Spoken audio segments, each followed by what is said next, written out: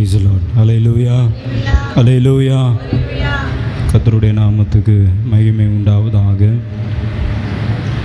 ஆண்டவர் நம்முடைய வாழ்க்கையில் அநேக நன்மைகள், அநேக உதவிகள், அநேக ஒத்தாசைகளை தேவன் நமக்கு செய்திருக்கிறார். ஹல்லேலூயா, ஹல்லேலூயா. ஆண்டவருடைய வார்த்தைக்கு எத்தனை பேர் ஆயத்தமாக இருக்கிறீங்க? ஹல்லேலூயா. இங்கே உற்சாகமாக வரலையே. ஹல்லேலூயா. எடுத்து வாசிங்க. யோபு 13வது அதிகாரம் 15வது வசனத்தை எடுத்து வாசிக்கும்படி கேட்டுக்கொள்கிறேன். யோபு 13வது அதிகாரம் 15வது வசனம். அவர் என்னை கொன்று போட்டாலும் அவர் மேல் நம்பிக்கையாய் இருப்பேன். ஆனாலும் என் வழிகளை அவருக்கு முன்பாக ரூபகாரம் பண்ணுவேன். ஹல்லேலூயா. கண்களை மூடி நாம் ஜெபிப்போம். மகா இரக்கமுள்ள எங்களுடைய அன்பின் தகப்பனே, ஆண்டவரே, இந்த வாரம் கர்த்தர் எங்களுக்கு கொடுத்த இந்த வசனத்திற்காக நன்றி. இவைகளை நாங்கள் தியானிக்கும் பொழுது எங்களுடைய ஆத்துமாவுக்கு அது பிரயோஜனமாக இருக்க உதவி செய்வீராக. கேட்கிற ஒவ்வொரு உள்ளத்தையும் கர்த்தர் பலப்படுத்துங்க.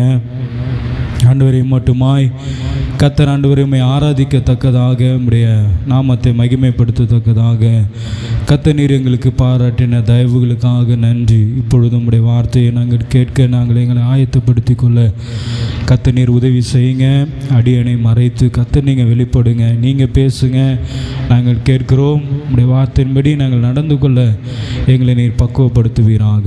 உம்முடைய கரத்தில் ஒப்பு கொடுக்கிறோம். மீட்பர் இயேசுவின் நாமத்தில் ஜெபிக்கிறோம் எங்கள் நல்ல பிதாவே, ஆமென். ஹல்லேலூயா, ஹல்லேலூயா. பொதுவாக யோபை குறித்து நம்ம படித்திருப்போம். யோபை குறித்து நமக்கு அநேக காரியங்கள் நமக்கு தெரிந்த ஒரு காரியங்கள். ஹல்லேலூயா. எல்லா சூழ்நிலைகளிலும் யோபு தன்னுடைய மனதில் கூட ஆண்டவருக்கு விரோதமாக எழும்பலை என்று சொல்லி வேதத்தில் அநேக இடங்களில் நம்ம வாசிக்கிறோம். ஆண்டவருக்கு விரோதமாய் பாவம் செய்யாத ஒரு மனுஷன், ஆண்டவருக்கு விரோதமாய் எந்த காரியத்தையும் செய்யாத ஒரு மனுஷன் என்று சொல்லி வேதத்தில் நம்ம அநேக இடங்களில் நம்ம வாசிக்கிறோம். ஆண்டவருக்கு உண்மையும் உத்தமமாய் இருந்தார் என்று சொல்லி நம்ம வாசிக்கிறோம். ஹல்லேலூயா. இந்த வசனத்தில் யோபு சொல்லுகிறாரு, அவர் என்னை கொன்று போட்டாலும் அவர் மேலே நான் நம்பிக்கையாக இருப்பேன். அவர் என்னை கொன்று போட்டாலும் அவர் மேலே நான் நம்பிக்கையாக இருப்பேன் சொல்லிட்டு அவர் கடைசியாக சொல்கிறாரு, ஆனாலும் என் வழிகளை அவருக்கு முன்பாக ரூபகாரம் பண்ணுவேன். ஆனாலும் என் வழிகள் என்று சொல்லும் பொழுது அவருடைய வாழ்க்கையை அது குறிக்கிறது. தன் நடந்து வந்த வழிகள், தன் நடந்து வந்த அவருடைய வாழ்க்கையின்னு அது குறிக்கிறபடினால அவர் சொல்கிறார், என்னுடைய வழிகள் எல்லாவற்றையும் தேவன் அறிந்திருக்கிறார். நான் எந்த பாதையில் நடந்து கொண்டிருக்கிறேன், எந்த வழியில் நான் வந்து கொண்டிருக்கிறேன் என்பதை என்னுடைய தேவன் அறிவார் என்று அர்த்தம். அதே போல் அவருக்கு முன்பதாக என்று சொன்னால் என்னுடைய வழியை நான் அவருக்கு முன்பதாக நான் வைத்திருக்கிறேன். என்னுடைய பாதையை நான் அவருக்கு முன்பதாக நான் வைத்திருக்கிறேன். ரூபகாரம் பண்ணுவேன் என்று சொன்னால் நான் ஒப்படைக்கிறேன் என்று அர்த்தம். நான் ஒப்படைக்கிறேன் என்னுடைய வாழ்க்கையை, என்னுடைய வழிகளை அவருக்கு முன்பதாக நான் ஒப்படைக்கிறேன் என்று யோபு சொல்லுகிறார். சொல்லுவதற்கு முன்பதாக இந்த வார்த்தை சொல்லுகிறாரு, அவர் என்னை கொன்று போட்டாலும் அவர் மேலே நான் நம்பிக்கையாக இருப்பேன். ஹல்லேலூயா. முதலாவது நாம் புரிந்து கொள்ள வேண்டும், நம்முடைய ஆண்டவர் கொல்லுகிற தேவன் அல்ல, கொன்று போடுகிற தேவன் அல்ல, நம்மை வாழ வைக்கிற தேவன். ஹல்லேலூயா, ஆமென் சொல்லுங்களேன். ஹல்லேலூயா. அவர் நம்மை வாழ வைக்கிற தேவன், அவர் நம்மை கொன்று போடுகிற தேவன் அல்ல. ஆனால் யோபு சொல்லும் பொழுது சொல்லுகிறாரு, அவர் என்னை கொன்று போட்டாலும், என்னை அவர் சாகடித்தாலும் நான் அவர் மேலே நம்பிக்கையாய் இருப்பேன். ஹல்லேலூயா. இது ரொம்ப ஒரு அற்புதமான ஒரு காரியத்தை யோபு சொல்லுகிறாரு. பொதுவாக யோபு எப்படி சொல்லியிருக்கணும்னா, அவர் என்னை வாழ வைத்தபடினால அவர் மேலே நான் நம்பிக்கையாக இருக்கிறேன், அவர் என்னை ஆசீர்வதித்தபடினால அவர் மேலே நான் நம்பிக்கையாக இருக்கிறேன், எனக்கு இத்தனை பிள்ளைகள், ஆஸ்திகள், செல்வங்கள் எல்லாவற்றையும் தேவன் எனக்கு தந்தபடினால அவர் மேலே நான் நம்பிக்கையாக இருக்கிறேன் என்று யோபு சொல்லியிருந்திருக்கணும். ஆனால் யோபு சொல்கிறாரு, அவர் என்னை கொன்று போட்டாலும் அவர் மேலே நான் நம்பிக்கையாக இருக்கிறேன். ஹல்லேலூயா. எத்தனை பேர் இந்த காலை நேரத்தில் சொல்ல முடியும், ஆண்டவர் இத்தனை மாதங்களாய் நம்ம நடத்தி வந்தார், இத்தனை மாதங்களில் நம்முடைய வாழ்க்கையில் சில வேதனைகளும் குழப்பங்களும் கண்ணீர்களும் பிரச்சனைகளும் போராட்டங்களும் வரும், ஏன் என் வாழ்க்கையில் இதெல்லாம் நடந்தது ஆண்டவரே அப்படின்னு சொல்லி ஆண்டவரை நம்ம கேள்வி கேட்போமே தவிர, ஆனால் யாரும் நீர் என்னை கொன்று போட்டாலும், நீர் என்னை கொன்று போட்டாலும், என் வாழ்க்கையில் எவ்வளவு பலவீனங்கள் வந்தாலும், எவ்வளவு துன்பத்தை நான் அனுபவித்தாலும், எவ்வளவு கண்ணீரை நான் அனுபவித்தாலும், நான் அவர் மேலே நான் நம்பிக்கையாக இருப்பேன், அவர் மேலே நான் பற்றுதலாக இருப்பேன் என்கிற ஒரு மனப்பக்குவத்தை நாம் வளர்த்து கொள்ள வேண்டும். ஹல்லேலூயா. யோபு 140 வருஷம் உயிரோடு இருந்தார். யோபு 140 வருஷம் உயிரோடு இருந்தார். ஆனால் அவர் சொல்கிறாரு, இந்த 140 வருஷத்தில் எனக்காவது ஒரு நாள் ஆண்டவர் என்னை கொலை செய்யறதுக்கு என்னை அவர் ஒப்பு கொடுத்தாலும் அவர் மேலே நான் நம்பிக்கையாக இருப்பேன், விசுவாசமாக இருப்பேன். நீங்கள் வேதத்தில் ஆபிரகாமை குறித்து வாசிக்கும் பொழுது விசுவாசத்தின் தகப்பன் என்று சொல்லப்படுகிறது. விசுவாசத்தினுடைய தகப்பன். எப்படி அந்த பேரை அவர் பெற்றுக்கொண்டார் என்று சொன்னால், ஒரே பேரான குமாரனை ஆண்டவருக்கென்று ஒப்பு கொடுக்கும் பொழுது, கர்த்தர் கொடுத்த அந்த பிள்ளையை தேவனுக்கென்று ஒப்பு கொடுக்க அவர் முன் வருகிற பொழுது ஆண்டவர் சொல்றாரு, உன்னுடைய விசுவாசம் ரொம்ப பெரியது, நீ என் மேலே வைத்திருக்கிற விசுவாச நம்பிக்கையை நான் பாராட்டுகிறேன். ஆனால் யோபு அதை காட்டிலும் சொல்றாரு, நீர் என்னையே நீர் கொன்று போட்டாலும். ஆபிரகாமுக்கு யோபுக்கு இருந்த வித்தியாசம் என்ன அப்படின்னு கேட்டிங்கன்னா, ஆபிரகாமுக்கு ஆண்டவரே சொல்றார், எனக்கு நீ பலி தர வேண்டும் என்று சொல்லி, எனக்கு நீ உன்னுடைய குமாரனை ஈசாக்கை பலி கொடுக்க வேண்டும் என்று சொல்லி ஆண்டவரே சொன்னபடினால அவர் போய் பலி கொடுக்க ஆயத்தமாயிட்டார். ஆனால் யோபு கொடுக்குற ஸ்டேட்மெண்ட் என்னன்னா, நீர் என்னை கொன்று போட்டாலும் நான் உண்மையில நான் நம்பிக்கையாக இருப்பேன். அல்லேலூயா. எந்த சூழ்நிலையில் இருந்து இந்த வார்த்தை சொல்லுகிறார் என்று சொன்னால், மேலே இருக்கிற வசனத்தை வாசிங்க, 14வது வசனத்தை. நான் என் பற்களினால் என் சதையை பிடுங்கி,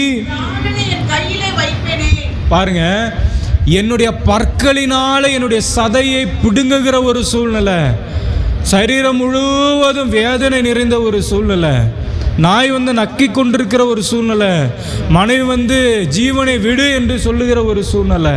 அப்போ சொல்கிறாரு, அவர் என்னை கொன்று போட்டாலும் அவர் மேலே நான் நம்பிக்கையாக இருப்பேன். ஹல்லேலூயா.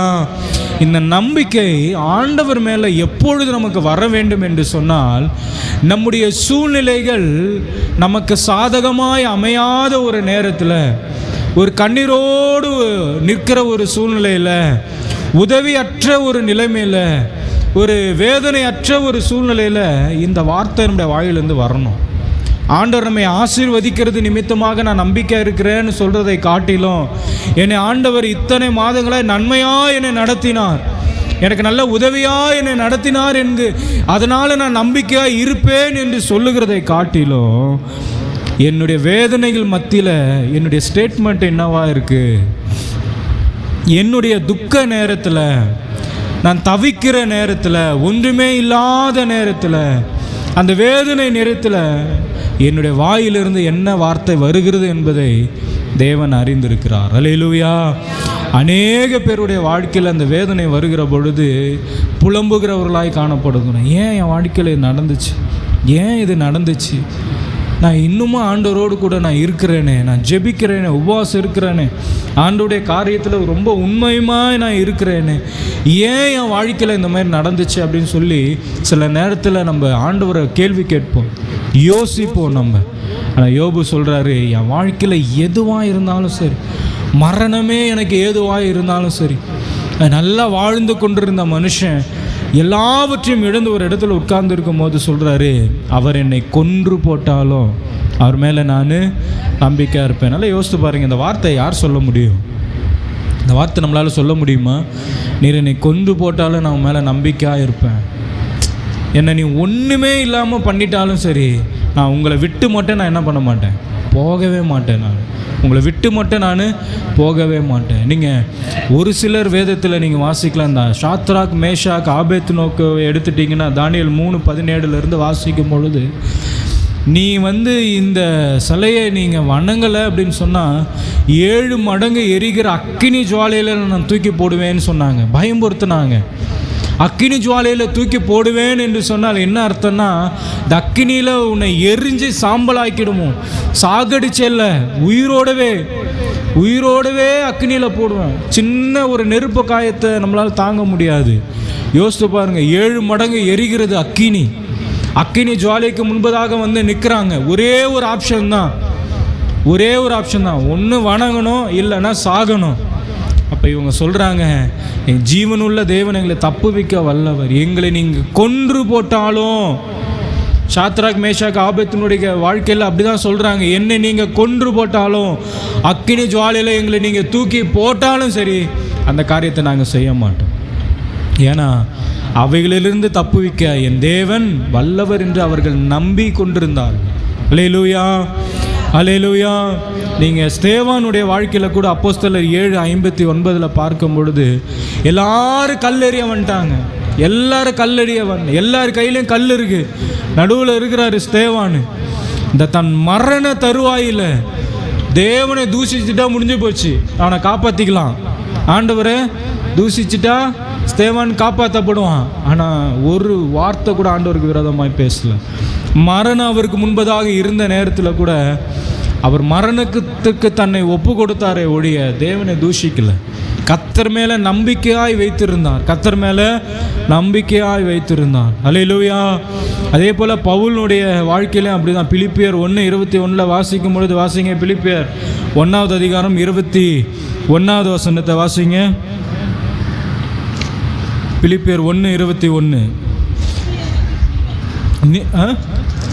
கிறிஸ்து எனக்கு ஜீவன், சாவு எனக்கு, கிறிஸ்து எனக்கு ஜீவன். நான் செத்தாலும் பரவாயில்ல, அவர் என்னுடைய ஜீவன். இயேசு கிறிஸ்துவும் மரணத்திற்கு தன்னை என்ன பண்ணார்? ஒப்பு கொடுத்தார். பிதாவுடைய சித்தத்தின்படி ஒப்பு கொடுத்தார். அதான் யோபு சொல்கிறாரு, அவர் என்னை கொன்று போட்டாலும் அவர் மேலே நான் நம்பிக்கையாக இருப்பேன். அல்லேலூயா, அல்லேலூயா. நம்ம யோசிக்கணும், நம்முடைய நம்பிக்கை யார் மேலே இருக்கிறது? எந்த சூழ்நிலையில் தேவனை நாம் நம்புகிறோம் என்பதை நாம் முதலாவது யோசிக்க வேண்டும். அல்லேலூயா. நீதிமொழிகளின் புஸ்தகம் 3வது அதிகாரம் 5வது வசனத்தையும் 6வது வசனத்தையும் வாசிங்களேன். நீதிமொழிகள் 3வது அதிகாரம் 5-6. உன் சுய புத்தியின் மேல் சாயாமல் உன் முழு இருதயத்தோடும் கர்த்தரில் நம்பிக்கையாயிருந்து உன் வழிகளை எல்லாம் அவரை நினைத்துக்கொள், அப்பொழுது உன் பாதைகளை செவ்வைப்படுத்துவார். எப்பொழுது அவர் நம்முடைய பாதைகளை செவ்வைப்படுத்துவார் என்று சொன்னால், நம்முடைய முழு இருதயத்தோடு கர்த்தர் மேலே நம்பிக்கை வைக்கும் பொழுது, விசுவாசத்தை அவர் மேலே நாம் வைக்கும் பொழுது அவர் நம்முடைய பாதைகளை செவ்வைப்படுத்துவார். நாம் நடந்து வந்த பாதைகளை எல்லாவற்றையும் தேவன் நமக்கு செவ்வைப்படுத்துகிறவராய் இருக்கிறார். எரேமியா 17:7 வாசிக்கும் பொழுது, கர்த்தர் மேல் நம்பிக்கை வைத்து கர்த்தரையே நம்பிக்கையாய் கொண்டிருக்கிற மனுஷன் பாக்கியவான். கர்த்தர் மேலே நம்பிக்கை வைத்து, அவர் மேலே நம்பிக்கை வைத்து, அவர் மேலே பற்றுதலாய் இருக்கிற மனுஷன் பாக்கியவான். நம்ம பாக்கியவானாய் இருக்க வேண்டும் என்று சொன்னால் கர்த்தர் மேலே நாம் நம்பிக்கை வைக்கிறவர்களாய் காணப்பட வேண்டும். அல்லேலூயா, அல்லேலூயா.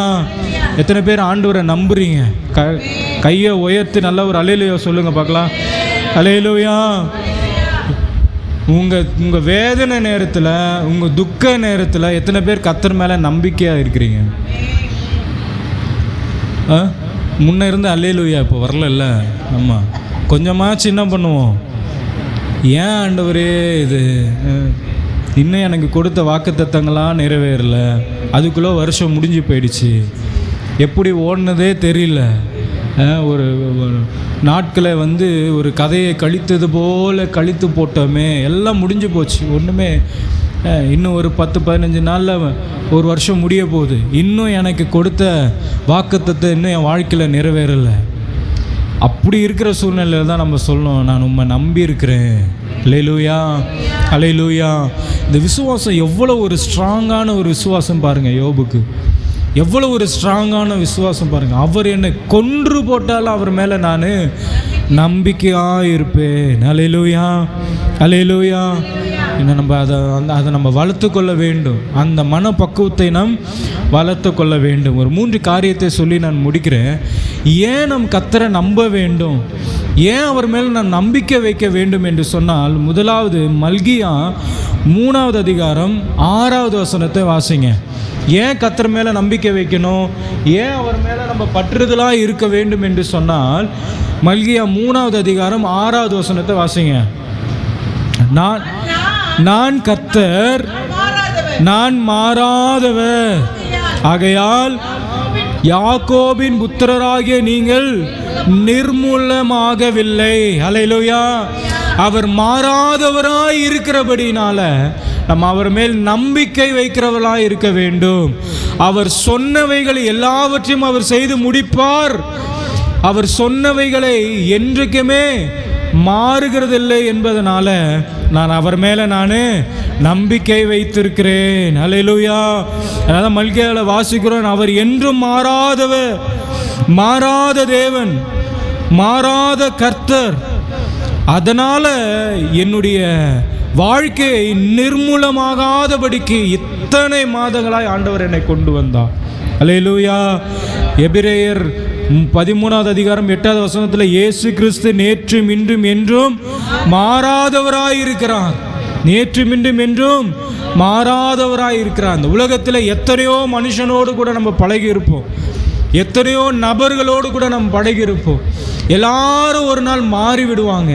சூழ்நிலைக்கு ஏற்பார் போல எல்லாரும் மாறிடுவார்கள். நம்ம யார் மேலே அன்பு அதிகமாய் வைத்திருக்கிறோமோ, யார் மேலே அதிகமாய் பாசம் வைத்திருக்கிறோமோ, யாரை நம்ம நம்பி இருக்கிறோமோ, ஒரு நாள் எல்லாரும் என்ன பண்ணிடுவாங்க, மாறிடுவாங்க. எல்லாருடைய அன்பு ஒரு நாள் மாறும். எல்லாருடைய வார்த்தைகளும், சொன்ன வார்த்தைகள் எல்லாமே மாறி போகும். நான் உன்னோடு கூட இருப்பேன், கடைசி வரைக்கும் இருப்பேன், நான் மேலே அன்பாக இருப்பேன், உனக்கு நான் உதவி செய்வேன், உனக்கு நான் எல்லா நிலையிலும் கூட நான் இருப்பேன் சொன்ன வார்த்தைகளை எல்லாம் என்ன ஆகிடும், ஒரு நாள் மாறி போகும். அவருடைய சுவாபங்கள் மாறிடும். ஒரு நாள் ஒரு விதமாக பழகுவாங்க, மறுநாள் வேறு விதமாக பழகுவாங்க. ஒரு நாள் நல்ல இனிமையாக சிரித்து பேசுவாங்க, இன்னொரு நாள் கோவப்படுவாங்க. அவங்களுடைய சுவாபம் என்ன பண்ணும், மாறி போகும். அவங்களோட பாசம் மாற, எல்லாமே மாறும். ஆண்டவர் ஒரு நாளும் மாறாதவர். அல்லேலூயா. இன்னைக்கு அநேகருடைய வாழ்க்கையில் அழிந்து போகிற மனுஷன் மேலே தான் நம்ம நம்பிக்கை வைக்கிறோமே தவிர அந்த ஆண்டவர் மேலே நம்ம நம்பிக்கை வைக்கிறது அல்ல. அவர்கள் எனக்கு செய்வாங்க, அவங்க எனக்கு உதவி செய்வாங்க, அவங்க என்னை காப்பாற்றுவாங்க, அவங்க எனக்கு எல்லா விதத்திலும் என் கூட இருப்பார்கள் என்று சொல்லி நம்ம நம்புகிறோமே தவிர ஆண்டவர் ஒரு நாள் என்ன செய்கிறதில்ல, நம்புகிறது இல்லை. அல்லேலூயா. வேதம் சொல்லுகிறது அவர் நேற்றும் இன்றும் என்றும் மாறாதவராக இருக்கிறார். நீங்கள் செய்த எல்லா உதவிகளும் மறந்துடுவாங்க, மாறிடுவாங்க. நீங்கள் செய்த உதவிகள் எல்லாவற்றையும் அவங்க மறந்துடுவாங்க. எவ்வளவு நன்மைகள் செய்திருப்பீங்க எல்லாவற்றையும் மறந்துடுவாங்க, மாறிடுவாங்க. கர்த்தர் செய்த ஒரு உபகாரமும் மறக்காது அப்படின்னு சொல்லி தாவீது சொல்லுகிறான். அல்லேலூயா, அல்லேலூயா. செய்த நன்மைகளை மறந்துடுவாங்க, செய்த உபகாரங்களை மறந்துடுவாங்க, அவர்களுக்காக உழைத்த எல்லாவற்றையும் மனுஷங்க மறந்துடுவாங்க. நம்முடைய ஆண்டவர் என்றும் மாறாதவர். அதனால் நான் கர்த்தர் மேலே நான் நம்பிக்கை வைத்திருக்கிறேன். அல்லேலூயா. இந்த தாவீது சொல்கிறாரு 102வது சங்கீதத்தில் 27வது வசனம், 102வது சங்கீதம் 27வது வசனத்தில், நீரோ மாறாதவராக இருக்கிறீர், உமது ஆண்டுகள் முடிந்து போவதில்லை. நீர் என்றைக்குமே மாறுகிறவர் அல்ல. மனுஷன் மாறுவான், மனுஷனுடைய வார்த்தைகள் மாறும், கர்த்தர் என்றுமே மாறாதவா. அதனால நான் அவரை நம்பி இருக்கிறேன். அல்லேலூயா. முதல்ல சொல்லுங்க, நீங்க ஏன் கர்த்தரை நம்புறீங்க? அவர் மாறாதவர். மனுஷன் மாறிடுவான், கர்த்தர் என்றுமே மாறாதவர். சொன்னவைகளை நிச்சயமா என்னுடைய வாழ்க்கையில் செய்வார். ஆண்டுகள் ஒருவேளை கடந்து போகலாம், நாட்கள் ஒருவேளை கடந்து போகலாம், இன்னும் என் வாழ்க்கையில் கர்த்தர் சொன்னவைகள் இன்னும் நிறைவேறலையே, கர்த்தர் சொன்னவைகள் இன்னும் என் வாழ்க்கையில் இன்னும் நடக்கலையே, அவர் எனக்கு வசனத்தின் மூலமாக பேசின வார்த்தைகளை இன்னும் என் வாழ்க்கையில் நடக்கலையே. நிச்சயமாய் ஒரு நாள் அது நடக்கும். அவர் மாறுகிற தேவன் அல்ல. அதனால் நான் கர்த்தரை நான் நம்பியிருக்கிறேன். ரெண்டாவது, நான் ஏன் கர்த்தர் மேலே நம்பிக்கை வைக்க வேண்டும்? நம்ம ஏன் கர்த்தர் மேலே நம்பிக்கை வைக்க வேண்டும் என்று சொன்னால், 2வது வாசிங்க, சங்கீதம் 115வது சங்கீதம் 9வது வசனத்திலிருந்து 11வது வசனம் வரைக்கும் வாசிங்க. சங்கீதம் 115 9 இஸ்ரவேலே கர்த்தரை நம்பு, அவரே அவர்களுக்கு துணையும் அவர்களுக்கு கேடகுமா. 2வது, ஏன் நம் கர்த்தரை நம்ப வேண்டும் என்று சொன்னால், அவர் நமக்கு துணையாய் இருக்கிற கர்த்தர். அல்லேலூயா சொல்லுங்க, அல்லேலூயா. ஏன் கர்த்தரை நம்ப வேணும்? 2வது, கர்த்தர் நமக்கு துணையா இருக்கிறார். தாவீது சொல்றார், இஸ்ரவேலே கர்த்தரை நம்பு. யாரை நம்பணும்? கர்த்தரை நம்பணும். அவர் நமக்கு துணையும் அவர்களுக்கு கேடகமுமாய் இருக்கிறார். ஆரோன் குடும்பத்தாரே கர்த்தரை நம்புங்கள், அவரே அவர்களுக்கு துணையும் அவர்களுக்கு கேடகமாய் இருக்கிறார். கர்த்தருக்கு பயப்படுகிறவர்களே கர்த்தரை நம்புங்கள், அவரே அவர்களுக்கு துணையும் அவர்களுக்கு கேடகமாய் இருக்கிறார். ஹல்லேலூயா. எத்தனை தடவை ஆண்டவர் சொல்றார் பாருங்க, நான் உனக்கு துணையா இருக்கிறேன், நான் உனக்கு துணையா இருக்கிறேன். நம்ம நம்பினவர்கள் எல்லாரும் நம்மை கைவிட்டாலும், யாரெல்லாம் நம்ம நம்பினோமோ கடைசி வரைக்கும் இவங்க நம்மளோடு கூட இருப்பாங்கன்னு சொல்லி நம்பினோமோ, இவர்களும் என்னை காப்பாற்றுவார்கள் என்று சொல்லி யாரெல்லாம் நம்ம நம்பினோமோ, அவர்கள் எல்லாரும் நம்மை கைவிட்டாலும் கர்த்தர் நமக்கு துணையாக இருக்கிறார். எந்த சூழ்நிலையில் தேவன் நமக்கு துணையாக இருக்கிறார் என்று சொன்னால், சங்கீதம் 46:1 வாசிக்கும் பொழுது, தேவன் நமக்கு அடைக்கலமும் பலனும் ஆபத்து காலத்தில் அனுகூலமான துணையுமாக இருக்கிறார். அல்லேலூயா. எப்போ கர்த்தர் நமக்கு துணையாக இருக்கிறார் தெரியுமா? ஆபத்து காலத்தில், ஆபத்து நேரத்தில். அல்லேலூயா. ஆபத்து வருகிற பொழுது கர்த்தர் நமக்கு துணையாக இருக்கிறார். துணையாக இருக்கிறதுனா என்ன? துணையாக இருக்கிறதுனா பாதுகாப்பாக நம்மளை விட்டு போகலை, நம்ம கூடவே இருக்கிறார். பாருங்கள், சாத்ராக் மேஷாக் ஆபத்துநேகோவை தூக்கி அக்கினி ஜுவாலையில் போட்ட பொழுது கர்த்தர் அவர்களை விட்டுட்டு போகலை. 3 பேர் உள்ளே போட்டாங்க. எத்தனை பேர் உள்ளே சுற்றிட்டு இருக்காங்க? 4 பேர் சுற்றுறாங்க, 4 பேர் உள்ளே இருக்கிறாங்க. எல்லா சூழ்நிலைகளும் கர்த்தர் நமக்கு துணையாக இருக்கிறவராக இருக்கிறார். அல்லேலூயா, அல்லேலூயா. எல்லா நேரத்திலும் இஸ்ரவேலை காக்கிற தேவன் தூங்கவும் இல்லை. ஏன்னா அவர் பாதுகாத்துட்டு இருக்கிறாரு, அவர் துணையாக இருக்கிறாரு. அல்லேலூயா. இங்கே யாக்கோபினுடைய வாழ்க்கையில் பார்க்கும் பொழுது, தன்னுடைய சகோதரனான ஏசாவுக்கு பயந்து மாமனுடைய வீட்டுக்கு ஓடுகிற பொழுது, ஒரு இடத்துல பயந்து இருக்கிற ஒரு சூழ்நிலையில் அவர் படுத்து இருக்கும் பொழுது கர்த்தர் தரிசனத்தில் சொல்கிறார், நான் உனக்கு துணையாக இருக்கிறேன், நீ பயப்படாத, நான் உனக்கு துணையாக இருக்கிறேன். அல்லேலூயா. எல்லாம் போகிறாங்க. 7 14 வருஷம் எல்லாம் வேலையெல்லாம் முடிச்சுட்டு திரும்பி தன் சகோதரனுடைய வீட்டுக்கு, தன்னுடைய தகப்பனுடைய வீட்டுக்கு திரும்பி வருகிற பொழுதும் ஆண்டவர் சொல்கிறாரு, நான் உனக்கு துணையாக இருக்கிறேன். அல்லேலூயா, அல்லேலூயா. நீர் என்னை ஆசீர்வதித்தால் ஒழிய நான் உம்மை போக விட மாட்டேன். அந்த சூழ்நிலையில் கர்த்தர் அவரோடு கூட இருந்தார். அல்லேலூயா. சங்கீதம் 99 முழுவதும் நீங்கள் வாசித்து பாருங்களேன். கர்த்தர் நம்மை பாதுகாத்து நமக்கு துணையாக இருந்தார் என்று சொல்லி வேதத்தில் வாசிக்கிறோம். ஏசாயா 41:10 வாசிங்க. பயப்படாதே, நான் உன்னோடே இருக்கிறேன், நான் உன் தேவன், உனக்கு சகாயம்னா என்னது? சகாயம்னா என்னது?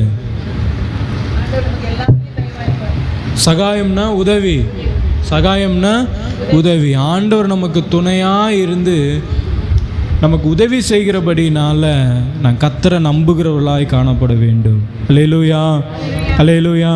3வது, ஏன் நம் கர்த்தரை நம்பணும் அப்படின்னு கேட்டிங்கன்னா, நாகும் 1வது அதிகாரம் 7வது வசனத்தை வாசிங்க. நாகும் 1:7. நாகும் 1வது அதிகாரம் 7வது வசனம். கர்த்தர் நல்லவர், இக்கட்டு நாளிலே அரணான கோட்டை, தம்மை நம்புகிறவர்களை கர்த்தர் நம்மை அறிந்திருக்கிறபடினால நான் அவரை நம்புகிறேன். 3 காரியத்தை சொன்னேன். ஏன் நம்ம கர்த்தரை நம்பணும் முதல்ல சொல்லுங்கள் பார்க்கலாம். அவர் என்றுமே மாறாதவர். 2வது, கர்த்தர் நமக்கு துணையாக இருக்கிறதுனால நான் அவரை நம்புகிறேன். 3வது, அவர் நம்மை அறிந்திருக்கிறபடினால நான் அவரை நம்புகிறேன். ஹல்லேலூயா. வாரம் என்ன பார்க்குறீங்க இல்லையா? வாரம் என்ன பார்க்குறீங்க? என்னை பற்றி உங்களுக்கு தெரியுமா? உங்களை நான் வாரம் பார்க்குறேன். உங்களை பற்றி எனக்கு தெரியுமா? ஆமாம். இங்கே நான் நல்லா பரிசுத்தமாக நல்லா ஒயிட் அண்ட் ஒயிட்டு போட்டு நிற்கிறேன். ஆனால் நான் வீட்டில் போய் என்ன பண்ணணும்னு உங்களுக்கு தெரியுமா? சரியா? நீங்கள் நல்லா ஆண்டவர் ஆராதிக்கிறீங்க, நீங்கள் வீட்டில் போய் என்ன பண்ணுறீங்கன்னு எனக்கு தெரியுமா? தெரியாது. ஆனால் கர்த்தர் அறிந்திருக்கிறார். அல்லேலூயா, அல்லேலூயா, அல்லேலூயா. அதனால் நான் நம்புகிறேன். அவர் என்னை பற்றி அவர் அறிந்து வைத்திருக்கிறார். நான் இன்னொன்று சொல்கிறேன், உங்களை பற்றி உங்களுக்கு தெரிகிறத காட்டிலும் உங்களை பற்றி ஆண்டவருக்கு நல்லாவே தெரியும். நீங்கள் அடுத்தது என்ன பண்ண போகிறீங்கன்றது உங்களுக்கு தெரியாது. சில நேரத்தில் சொல்லல, நான் கோவத்தில் பேசிட்டேன், என்ன பேசணுன்றது தெரியாமல் பேசிட்டேன். ஆனால் கர்த்தருக்கு தெரியும் நீங்கள் என்ன பண்ண போகிறீங்க, அடுத்தது நீங்கள் என்ன பண்ண போகிறீங்க. தாவீது அதனால தான் சொல்கிறாரு 139 2-3 வசனத்தை வாசிங்க. 139வது சங்கீதம் 2-3 வாசிங்க.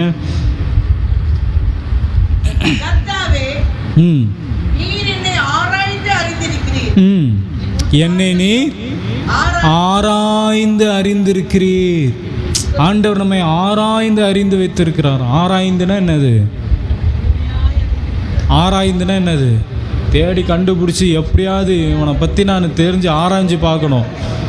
அப்போ நம்மளை பற்றி ஆண்டவர் அறிந்திருக்கிறாரு. அப்புறம் என் உட்காரதுலையும் என் எழுந்திருக்கிறதுலையும் பாருங்களேன், இது எப்படிப்பட்ட ஒரு வசனம் பாருங்கள், வார்த்தை. நான் உட்காரது கூட நீங்கள் என்ன பண்ணியிருக்கிறீங்க, நீங்கள் எப்போ எழுந்திருப்பீங்கன்றதையும் ஆண்டவர் அறிந்திருக்கிறார். இல்லை, நீ எப்போ உட்கார போகிறீங்க, நீங்கள் எப்போ எழுந்திருக்க போகிறீங்க. இன்னும் 4வது வசனத்தை வாசிக்கும் பொழுது, என் நாவில் சொல் பிறவாவதற்கு முன்னே அவை எல்லாம் நீர். நீங்கள் இப்போ அடுத்தது என்ன பேச போகிறீங்கன்றது உங்களுக்கு தெரியாது, கர்த்தருக்கு தெரியும். அல்லேலூயா, அல்லேலூயா, அல்லேலூயா. அதனால தான் சில வார்த்தைகள் நம்ம பேசும்போது நம்முடைய இருதயம் நம்மோடு கூட பேசும். வேணாம் பேசாத, அது பேசாத, இது வேணாம், வாயை விட்டுறாத, அமைதியாக இருன்னு சொல்லிக்கிட்டே இருக்கோம். ஆனாலும் என்ன பண்ணுவோம், டஃப்பு கொடுத்துட்டே இருப்போம். நீ பேசுகிறியா, நானும் பேசுவேன். அமைதியாக இருன்னு இருதயம் சொல்லும், மனசு சொல்லும், மைண்டு சொல்லும். ஆனால் என்ன பண்ணுவோம், அதோட கூட நான் தான் ஜெயிப்பேன். நீ 10 சொன்னீன்னா நான் 20 சொல்லுவேன். நீ 2 செஞ்சதை சொன்னீன்னா நான் உனக்கு 3 செஞ்சுருக்கல, அதை நான் என்ன பண்ணுவேன், சொல்லுவேன். ஆனால் இருதயம் என்ன பண்ணும், சொல்லும், வேணாம் சொல்லாத, அமைதியாக இரு, கர்த்தர் மேலே பாரத்தை போட்டு அமைதியாக உட்காரு, அமைதியாக இரு, வாயை விடாத. சில நேரத்தில் பக்கத்தில் இருக்கவங்களுக்கு மூலியமாக ஆண்டவர் பேசுவார். கையை பிடிச்சிக்கிச்சு இழுப்பாங்க, அமைதியாக இருங்க, வாயை மூடுங்க, பேசாதீங்க, அமைதியாக இரு அப்படின்னு. இருந்தாலும் என்ன பண்ணுவோம், அப்போ தான் எகிரும், அப்போ தான் என்ன பண்ணுவோம், வாயிலேருந்து வார்த்தைகள் வரும். பாருங்கள், தாவீது சொல்கிறார், என் நாவில் சொல் பிறவாதற்கு முன்னே. அப்படின்னா என்ன அர்த்தம்னா, தாவீது என்ன சொல்ல வர்றாருன்னா, எங்கள் அப்பா அம்மானு முதல்ல கூப்பிடுறதுக்கு முன்பதாகவே நீங்கள் என்னென்னலாம் பேசுவீங்கன்றது ஆண்டவர் அறிந்திருக்கு. குழந்தையாக இருக்கும்போது நீங்கள் என்ன பேசுவீங்கன்றத நீங்கள் பெற்ற பிள்ளை, நீங்கள் 10 மாதம் சுமந்த பிள்ளை, நாளைக்கு வளர்ந்து ஆளாக்கின பிறகு அது உங்களுக்கு என்ன பண்ணுன்றது உங்களுக்கு தெரியாது. ஆனால் கர்த்தர் அறிந்திருக்கிறார். அல்லேலூயா. அதனால தான் சொல்கிறாரு, நான் கர்த்தரை நம்புகிறேன், நான் சும்மா நம்பலை. நான் கர்த்தரை நம்புவதற்கு காரணம் என்ன, அவர் மாறாதவராக இருக்கிறாரு, சொன்னதை அவர் செய்வார்னு நான் நம்புகிறேன்.